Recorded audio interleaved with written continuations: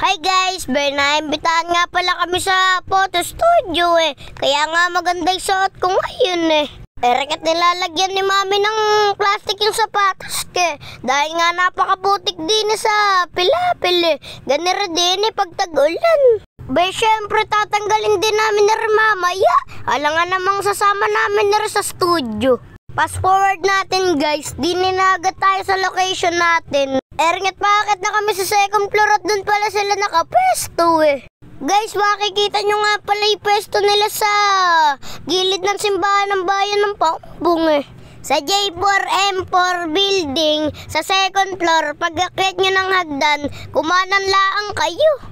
Ernget, pagkapasok namin sinalubong agad kami ng magandang ngiti nang nag-invite sa amin bagets pa pala nahiya pa magpamano.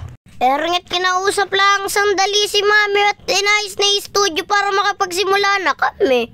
Ernget, nung nakapag-setup na tinawag na kami at para makapagsimula Guys, maraming salamat talaga sa inyo dahil po sa inyo kung saan sana po ako naiimbitahan. Kung di po dahil sa inyo di po ako makikilala ng mga madadaming tao.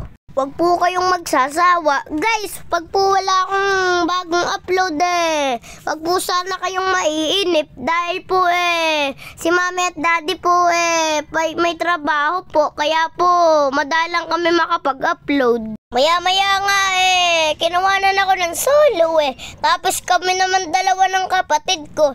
Tapos papahuli ba sila mami at daddy? Sa mga mahihilig nga pala mag-selfie may remote nga pala sila din Pindot ka lang ng pindot, ngumiti ka lang ng ngumiti hanggang sumakit yung panga mo.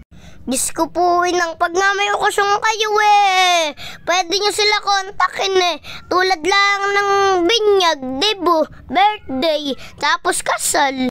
Guys, gumagawa din pala sila din ng sticker tapos nagpiprint din sila ng t-shirt. Diyos ko po ng sangka pa. Guys, bukas pala sila din ng mula Lunes hanggang Linggo Ang oras pala nila din 9 AM hanggang 6 PM.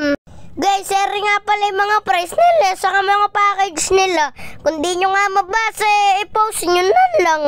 Guys, share nga pala yung mga kuha namin Kung ako sa inyo, subukan nyo na. Di kayo magsisisi.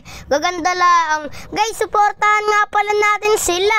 Kakabukas pa lang nila ng December syempre kakalimutan ba natin makipag-Diyos ko po sa kanila.